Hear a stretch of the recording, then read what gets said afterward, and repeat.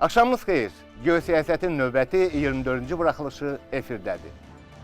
Bugünkü buraxılışımızda dünyanın ən nəhəng və mürəkkəb regionlarından biri olan Asiya Sakit Okean bölgəsindən, xüsusilə də bu bölgənin geosiyasi epicentr funksiyasını yerinə yetirən Cənub-Şərqi və Cənubi Asiyadan söhbət açacaq, bir-biri ilə uzlaşmayan, çoxsaylı maraqların kəsişdiyi bu subregionlarda cərəyan edən prosesləri regional və qlobal güclərin geosiyasi iddiaları, davranışları müstəvisindən şərh etməyə çalışacaq.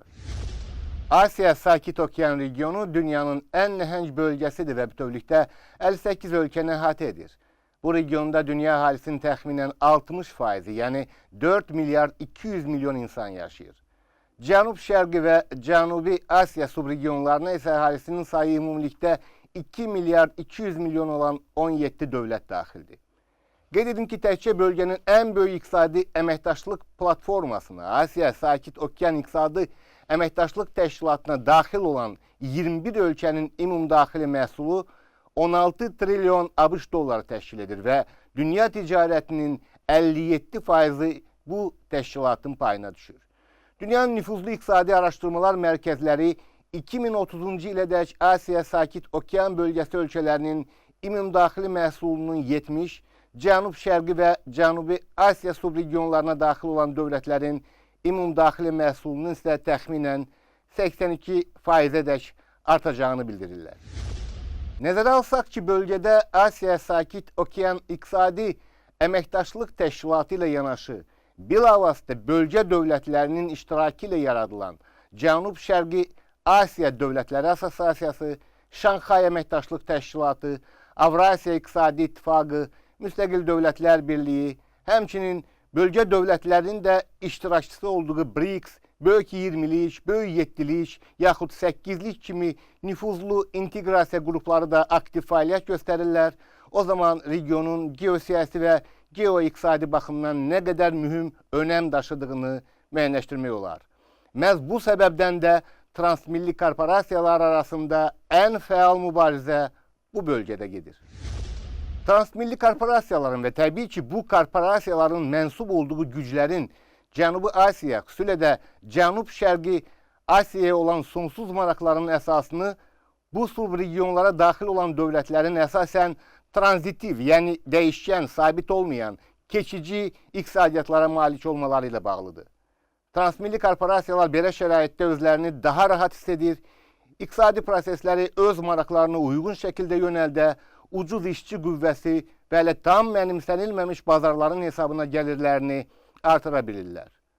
Mənzərə aydın olsun deyə konkret nümunəyə və rəqəmə müraciət edək. Avtomobil, informasiya və kommunikasiya texnologiyalarının istehsalı ilə məşğul olan nəhəng transmilli korporasiyalar 2010-2015-ci illərdə ümumi gəlirlərinin 65%-ni Çin, Tayvan, Malayziya kimi ölkələrin ərazisində istehsal etdikləri məhsulların hesabını qazanıblar. Zənnimcə əlavə şərhə ehtiyac yoxdur. Geosiyasi proseslərin yaxın zamanlarda bu bölgəyə daşına biləcəyi barədə getdikcə artmaqda olan ehtimallar da çox güman ki, göz önündə olan və şərhinə ehtiyac duyulmayan səbəblərlə bağlıdır.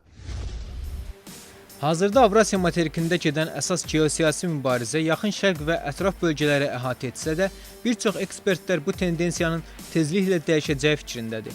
Cənub-Şərqi Asiya regionunun perspektivləri və bu məkanda yeni güc mərkəzlərinin formulaşması yaxın gələcəkdə dünyaya ağalıq uğrunda mübarizənin məhz sözügedən bölgəyə daşınacağının göstəricisidir. Geostrateji baxımdan olduqca mürəkkəb coğrafi platformaya malik bölgə, tarix boyu İspaniya, Portuqaliya, Hollandiya, Böyük Britaniya, Birləşmiş Ştatlar kimi dövlətlərin müstəmləkəçilik siyasətindən əziyyət çəkib. İndi böyük dövlətlərin maraqları ilə yanaşı, regiona yaxın yerləşən güclü dövlətlərin də mənafeləri burada toqquşur. Şimalda Çin və Yaponiya, qərbdə Hindistan, cənubda isə Avstraliya kimi güclü dövlətlərin yerləşməsi bölgə dövlətlərinin müstəqil siyasətinə əsas əngəllərdən biridir. 1949-cu ildə Çində kommunist inqilabının baş verməsi Cənub-Şərqi Asiya dövlətlərinin də taleyində dönüş nöqtələrindən biri oldu. SSR-nin regionda güclənməsi Vaşinqtonu konkret addımlar atmağa vadar edirdi. 1955-ci ildə Vyetnamda kommunist hərəkatını əngəlləmək məqsədi ilə Birləşmiş Ştatlar Hanoya müharibə elan etdi. Bu hadisə Myanmar, Laos, və Kamboca kimi dövlətlərin də siyasi həyatına mənfi təsir göstərdi. Hindçin yarımadasında yerləşən bütün ölkələrdə vətəndaş müharibəsi baş qaldırdı. 1967-ci ildə regionda nisbətən daha çox inkişaf etmiş İndoneziya, Malayziya, Singapur, Filippin və Tayland ASEAN təşkilatını yaratdılar. Sonradan regionun digər dövlətləri də quruma daxil oldular. Təşkilatın yaradılması əsasən iqtisadi inkişafın təmin olunması və siyasi sabitliyin qorunması məqsədi güdürdü. Bu baxımdan ASEAN son dövrlərdə yaranmış ən uğurlu təşkilatlardan biri hesab edilə bilər. Bura üzv olan Singapur və Bruney kimi kiçik dövlətlər iqtisadi vəziyyətinə görə də bölgənin ən çox inkişaf etmiş ölkələridir. Bunu şərtləndirən əsas amillərdən biri də hər ikisinin çox mühüm strateji ərazilərdə yerləşməsidir. Singapur limanı son illərdə Hollandiyanın Rotterdam limanında üstələyərək dünyanın ən çox yük daşınılan ticarət limanlarından biri olmağı bacarıb. Ancaq regiondakı əsas güclü dövlətlər kimi İndoneziya, Malayziya, Tayland və Filippini göstərmək olar. Bu dövlətlər iqtisadi inkişaf, əhalinin sayı və hərbi potensialına görə diqqəti cəlb edir. İndoneziyanın müstəqil siyasət yürütməsi isə Qərbin bu ölkəyə qarşı təzyiqlərini xüsusilə artırır. Bu özünü Avstraliya ilə Şərqi Timor məsələsində yaranan gərginlikdə açıq-aşkar göstərdi. Avstraliyanın üsyançılara dəstəyi nəticəsində Şərqi Timor müstəqillik qazandı. İndoneziyanın protektoratı altında olarkən Şərqi Timorun nəzarət etdiyi su hövzələrini isə Avstraliya ələ keçirdi. Habelə əsas məsələnin rəsmi dilinin müstəqilliyi yox, buradakı neft yataqlarını yiyələnmək olduğu aydınlaşdı. Şərqi Timorun müstəqilliyi Qərb tərəfindən tanınsa da, rəsmi Cakarta ilə münasibətləri korlamaq istəməyən bölgə dövlətləri analoji addımı atmırlar. Lakin bölgədə bundan da ciddi maraqlar nəzərə çarpır. Cənubi Çin dənizindəki təbii ehtiyatlar uğrunda mübarizə Pekinlə Vaşinqtonun toqquşma ehtimallarını günbəgün artırır. Belə də yaxın şərqdəki münaqişə ocaqlarına xas olan bir sıra elementlərin, daha dəqiqi ekstremist terrorçu qruplaşmaların Cənub-Şərqi Asiya regionunda intibahına gətirib çıxara bilər.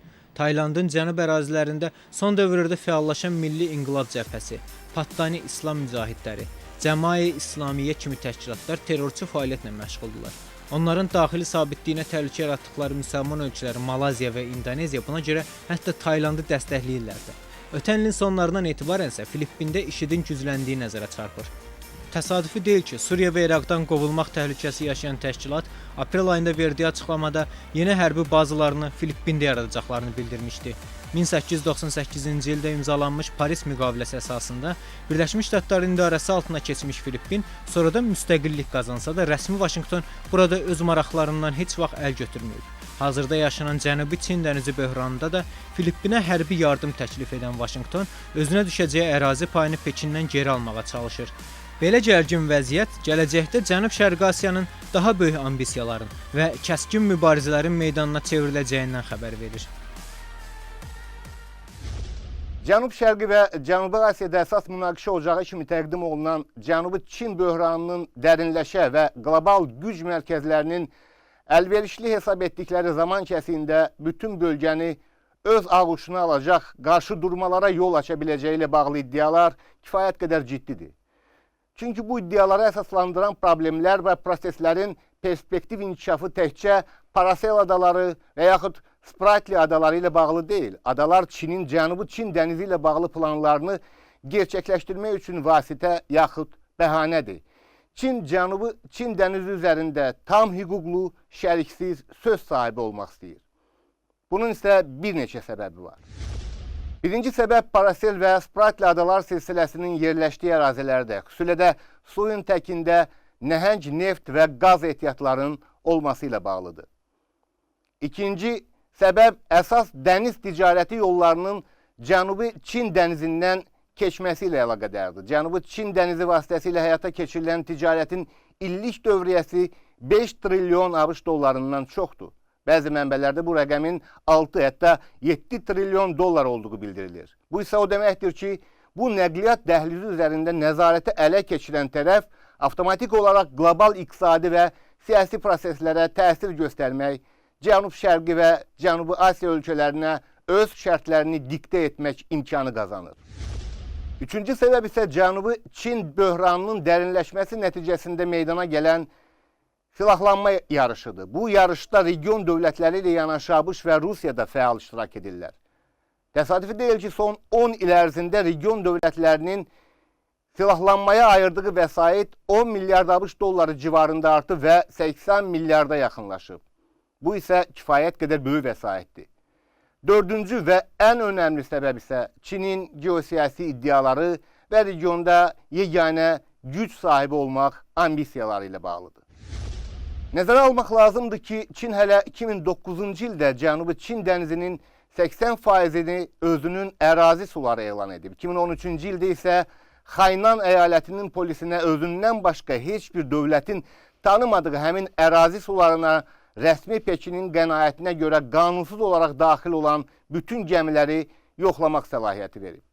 Beləliklə də rəsmi Pekin Cənubi Çin dənizi və bütün regionla bağlı iddialarını açıq şəkildə ortaya qoyub və kontradmiral Zhang Huachenin dediyi kimi sahil müdafiəsindən açıq dəniz müdafiəsinə keçib. Bu isə o deməkdir ki, Çin sadəcə öz sahilyanı ərazilərinin müdafiəsi ilə kifayətlənmir. Daha geniş ərazilərdə söz sahibi olmağa iddia edir. Lakin bu iddiaların həyata keçməsi üçün kifayət qədər qlobal və regional maneələr var.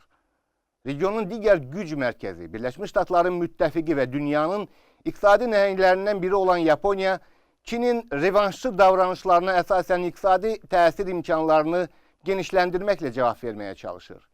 Tokyo, Yoshit doktrinasına əsasən sistemli şəkildə hərəkət edir. Bu doktrinaya görə Yaponiya, ABŞ-la birlikdə regionda hərbi siyasi müstəvidə dominant rolə sahiblənməli, iqtisadi müstəvidə isə şəriksiz liderə çevrilməlidir. Asiya Sakit Okean regionunda beynəlxalq güc mərkəzlərinin öz geosiyasi maraqları uğrunda apardığı savaş bu bölgənin güc mərkəzlərinin öz siyasətlərini daha çox təhlükəsizliyin təminatına yönəltmək məcburiyyətində qoyur. Hövzədə əsas güc mərkəzlərindən biri sayılan Yaponiyada yürütdüyü militarlaşma siyasətini bununla əsaslandırır. Amma bu daha çox Tokionun regionda artan iddiaları təsirini bağışlayır və bir neçə səbəblə izah olunur. Özünün iqtisadi, maliyyə və texniki imkanları baxımından dünya miqyasında Birləşmiş Ştatlardan sonra ikinci güclü dövlət hesab olunan Yaponiyanın 2-ci Dünya müharibəsindən sonraki dövrdə beynəlxalq münasibətlərdə mövqeyini bir neçə məqam şərtləndirirdi ki, bunlardan biri də onun sülhsevər konstitusiyası idi. Ali qanuna görə Yaponiya münaqişələrin həlli üçün hərbi qüvvədən istifadədən imtina etmişdi. Digər bir məqamsa Yaponiyaya hər hansı dövlət tərəfindən təcavüz olacağı təqdirdə Birləşmiş Ştatların dəstəyini nəzərdə tutan Təhlükəsizlik Aktda Yaponiya Birləşmiş Ştatlar müqaviləsinin imzalanması idi. Bəzi tədqiqatçılar hesab edirlər ki, bu müqavilə ilə Birləşmiş Ştatlar əslində Yaponiyanı özündən asılı vəziyyətə salmışdı. Digərləri isə bu sənədlə Tokionun müdafiə xərclərini azaltmasına imkan verdiyini və bunun da öz növbəsində ölkənin iqtisadi inkişafında mühüm rol oynadığını bildirirlər. Bir qədər sonra isə Yaponiyanın güclü sənaye və maliyyə ölkəsinə çevrilməsi onun Birləşmiş Ştatlarla münasibətlərinin xarakterinə təsir etdi. Yaponiyanın hərbi müdafiəsinin təminatını davam etdirən Birləşmiş Ştatlar bunun müqabilində özünün hərbi müdafiə sənayesinin inkişafında Yapon maliyyəsi və sənayesinin imkanlarından yararlanmağa başladı. Bu baxımdan Vaşinqton-Tokyo qarşılıqlı fəaliyyət mexanizmi yeni dünya düzəni şəraitində də əhəmiyyətini itirmədi. Nəticədə Yaponiya artıq yalnız Asiya Sakit Okean regionu deyil, özü üçün yeni olan Mərkəzi Asiya regionuna da iddialara başladı. Buna müvafiq Birləşmiş Ştatlarla ümumi təhlükəsizlik məsələlərində də yeni nüanslar meydana çıxmış oldu.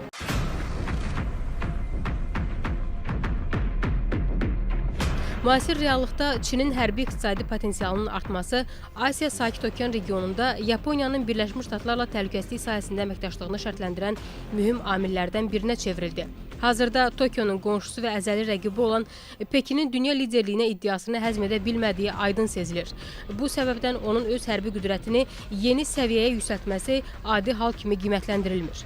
Yaponiyanın Rusiya və Çin üçün ciddi geosiyasi rəqibə çevrilməkdə olduğu, bununla da regionda mübarizənin gərginliyinin artacağı proqnozlaşdırılır. Regionda əhəmiyyətli təsir gücünə malik olan Çinin isə təbii ki öz maraqları var. Daha çox səssiz və təmkinli siyasəti ilə seçilən Pekin qlobal ambisiyalı Asiya ölkəsidir. Artıq bu ölkə dünya bazarında özünün rəqibsiz iqtisadi imperiyasını qurub. Konservativ siyasət və dayanıqlı iqtisadi uğurlar fonunda Çin hərbi qüdrətini də artırır. Pekinin hərbi sahəni inkişaf etdirməsi və müdafiə xərclərini durmadan artırması qərb dövlətlərini, xüsusilə də Birləşmiş Ştatları çox ciddi narahat edir. Hətta dünya iqtisadiyyatında baş verən geriləmə və böhran fonunda belə Çin hərbi büdcənin 20 il ərzində 2 rəqəmli artımı tendensiyasını saxlamağı düşünür. Bununla belə rəsmi Pekin hücum məqsədləri güdmədiyini, büdcənin artırılmasının təhlükəsizliyin təminatı məqsədi daşıdığını iddia edir. Lakin Çinin Yaponiya, Filippin və Vyetnam kimi qonşu ölkələrlə uzun müddətli ərazi mübahisəsi bir qədər fərqli düşünməyə də əsas verir. Həmçinin bu ölkənin Tayvanı öz ərazisi sayması və son vaxtlar münasibətlərin pisləşməsi atılan addımların arxasındakı məqsədi çılpaqlığı ilə ortaya qoyur. Elə dünyanın beyin mərkəzləri də Çin rəsmilərinin səmimiyyətinə şübhə edir və hərbi xərclərin artırılmasının səbəbini rəsmi Pekinin Ağ Evlə nüfuz savaşına girməsi, eləcə də Yaponiya-Çin, Tayvan-Çin münasibətlərinin kritik həddə çatması ilə izah edirlər.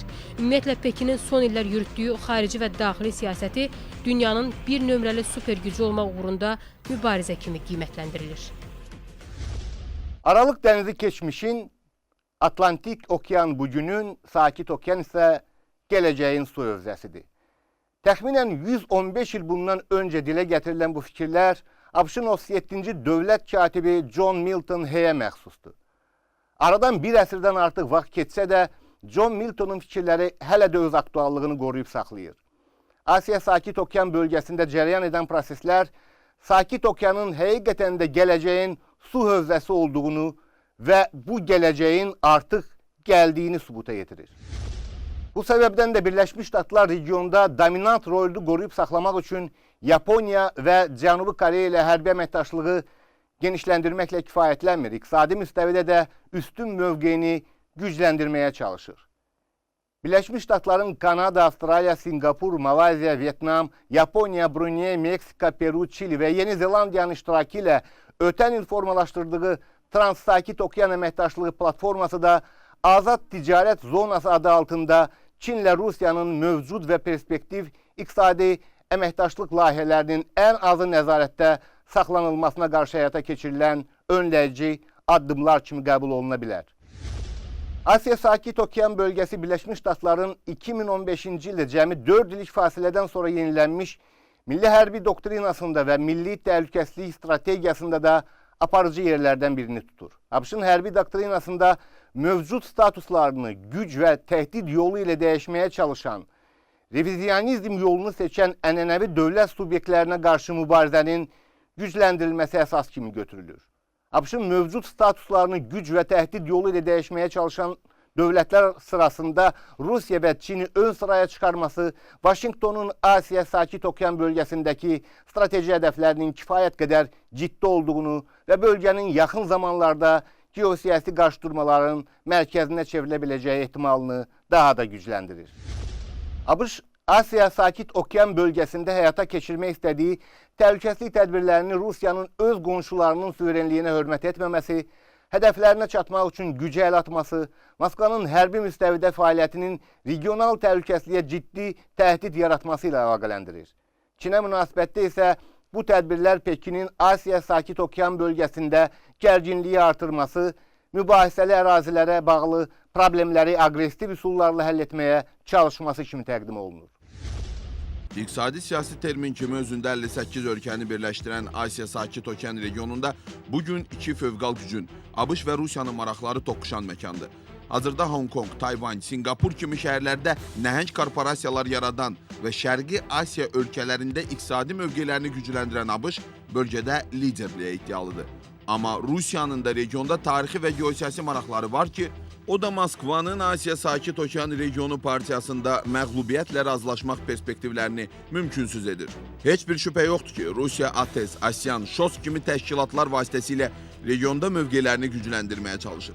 Bu siyasət Rusiyada artıq şərqə dönüş kimi qiymətləndirilir. Hazırda ekspertlərə görə Asiya Sakit Okean regionu dünyada ən dinamik inkişaf edən ərazilərdəndir ki, bu da növbəti böhran dövrünü yaşayan Rusiya üçün ilk növbədə düzgün investisiya və yatırımlar fürsətidir. İndi Rusiya, Asiya, Avropa sammitləri və inteqrasiya qruplaşmaları vasitəsilə regionun ümumi fonuna uyğunlaşmağa çalışır və regionun simasında kifayət qədər böyük istehlakçı bazarı tapıb. Belə ki, Asiya Sakit Okean ölkələrinin dinamik iqtisadiyyatları Rusiyanın ənənəvi ixrac məhsulu olan xammala ehtiyac duyurlar. Moskva üçün bu regionda mövqelərinin güclənməsi həmçinin şərq sərhədlərinin qorunması anlamına da gəlir. Ötən əsrdə bölgəni silkələyən Koreya və Vyetnam müharibələri burada Vaşinqton-Moskva qarşıdurmasının ən bariz nümunəsidir. Son dövrlərdə Rusiyanın Singapur, Yeni Zelandiya kimi ölkələrlə ticarət əlaqələri 30% artıb.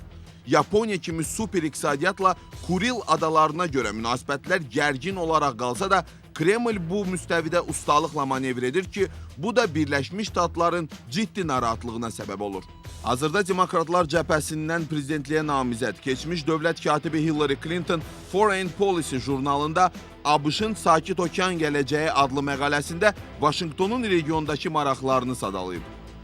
2012-ci ildən bəri Sakit Okean hövzəsi ölkələrində ABŞ aktiv sürətdə öz silahlı kontingentlərini yerləşdirməyə başladı. Avstraliya sahillərində 2,5 min nəfərlik quru qoşunlardan ibarət ordu məskunlaşdırıldı. Eyni zamanda Singapurda ABŞ-ın Sakit Okean hövzəsində ən böyük bazası quruldu. Bu baza vasitəsilə ABŞ Hind-Çin yarımadasında vəziyyətin gərginləşdiyi zaman Malak boğazını çox asanlıqla bağlaya bilər. Vyetnamın Rusiya ilə sıx əlaqələrini nəzərə alsaq, bu addımın əslində kimə qarşı yönləndiyi tam aydınlaşır. ABŞ-ın məhz güc vasitəsilə Sakit Okean və Şərqi Asiya regionunu ələ keçirtmək istəklərini sübut edən daha bir fakt isə Sakit Okeanda raket əleyhinə komplekslərin yerləşdirilməsi barədə Prezident Barack Obamanın verdiyi qərardır. Regionun Filipin, Cənubi Koreya, Singapur kimi ölkələri ABŞ-ın burada hərbi iştirakını dəstəkləyirlər ki, bu da bölgədə daxili gərginliyə yol açır. 2011-ci ildə Woodrow Wilson adına analitik mərkəzin məqaləsində açıq şəkildə regiondan Rusiyanın sıxışdırılması və Çinin iqtisadi ekspansiyasının zəiflədilməsi haqqında mesajlar dərc olunub. Bir sözlə, perspektivdə bölgə kontinental blokla dəniz gücü arasında kəskin geosiyasi rəqabət səhnəsinə çevrilməkdədir. Bu ssenari çərçivəsində mövcud ABŞ-Yaponiya müttəfiqliyinin möhkəmləndirilməsi nəzərdə tutulur ki, bu da iki Koreyanın Amerikanın rəhbərliyi altında birləşməsi ilə nəticələnə bilər. Nəticədə həm Rusiyanın uzaq şərqində, həm də Asiya Sakit Okean regionu daxilində Çin, Yaponiya və ABŞ arasında ziddiyyətlərin kəskinləşməsi qaçılmaz olacaq. Belə də Moskva və Pekinin geosiyasi maraqları xeyli yaxınlaşır, regionda Amerikanın nüfuzundan müdafiə naminə onlar daha sıx hərbi siyasi birlik qurmaq məcburiyyətində qalacaqlar. Bu ssenarinin alternativi ABŞ, Yaponiya, Birləşmiş Çin, Rusiya, Hindistan qarşıdurması ola bilər. Məşhur Amerikalı geostrateg Zbigniew Brzezinski tərəfindən hazırlanmış bu Amerikan ssenarisinə görə Çinin Rusiya qoşulması prosesi sürətli templərə gedəcək və uğurla başa çatdığı halda bunun qarşısında tab gətirə bilməyən ABŞ və Yaponiya Çinlə geostrateji yaxınlaşma hesabına prosesləri nəzarətdə saxlamaqdan başqa bir şey qalmayacaq. Beləliklə, nəhəng Asiya Sakit Okean regionu özünün geosiyasi və geoiqtisadi əhəmiyyətinin artması nəticəsində 21-ci əsrin əvvəllərinə yaxın dünyanın ən mühüm geosiyasi mərkəzlərindən birinə çevrildiyi sübut olunur. Şübhəsiz ki, Asiya Sakit Okean regionunu dünyanın ən mühüm geosiyasi mərkəzlərindən biri hesab etmək olar. Proseslərin Brzezinskinin ssenarisi əsasında həyata keçib-keçməyəcəyini isə indiki halda proqnozlaşdırmaq çox çətindir. Çinin Rusiyaya qoşulacağı, Vaşinqton, Tokyo, Seul uçbucağına və Trans-Sakit Okean əməkdaşlığı platformasına qarşı Pekin, Moskva geostrateji duetinin yaxud Şanxay əməkdaşlıq təşkilatının balans yarada biləcəyi hələlik ehtimal olaraq qalır. Bəzi ekspertlər 2013-cü ildən etibarən Çinin xarici siyasətində baş verən dəyişikliklərin və Pekinin regional siyasi və geostrateji iddialarını açıq şəkildə nümayiş etdirməsinin Moskva tərəfindən də təhdid kimi qəbul oluna biləcəyini düşünürlər. Digər tərəfdən Çin, Rusiya və ABŞ münasibətləri bir-biri ilə qarşılıqlı şəkildə bağlı olan münasibətlərdir. Çin-Rusiya münasibətlərinin mahiyyətini anlamaq üçün mütləq Çin-ABŞ münasibətlərini nəzərə almaq lazımdır. Qeyd edim ki, Çin və ABŞ-ın ümumi iqtisadi tutumu dünya iqtisadiyyatının 1/3-ni təşkil edir. Bu iki ölkə arasında qarşılıqlı investisiyaların dəyəri 120 milyard ABŞ dollarından çoxdur. 2015-ci ilin yanvar-dekabr aylarının göstəricilərinə görə Çin ilə ABŞ arasında ticarət dövriyyəsi 555 milyard ABŞ dolları təşkil edir və Çin Kanadanı geridə buraxaraq Birləşmiş Ştatların ən yaxın ticarət tərəfdaşına çevrilir. Bununla yanaşı Çinlə ABŞ arasında Cənubi Çin dənizi, Tayvan problemi və digər siyasi iqtisadi məsələlərlə bağlı ciddi fikir ayrılıklarının olduğunu da unutmamak lazımdır. Çin de Rusya kimi Birleşmiş Ştatların Asya'da yeniden balanslaştırma stratejiyasından yeni hərbi ittifak yaratmak cəhətlərindən narahatlıq keçirir. ABŞ-ın nəzərində isə Rusiya ilə Çinin yaxınlaşması mövcud beynəlxalq tarazlığın pozulmasına gətirib çıxara bilər. Bu baxımdan hələlik hər üç güc mərkəzi bir-birlərinə potensial təhlükə mənbəyi kimi yanaşır, regionda üstünlüyü ələ almaq üçün alternativ vasitələrdən, yeni inteqrasiya modellərindən istifadə etməyə çalışırlar. Bölgədəki vəziyyət döyüş öncəsi kəşfiyyat mərhələsini xatırladır. Bu mərhələnin nə qədər çəkəcəyini isə zaman göstərəcək. Bu günlük isə bu qədər. Geosiyasətin növbəti buraxılışında görüşmək üzrə. Salamat qalın.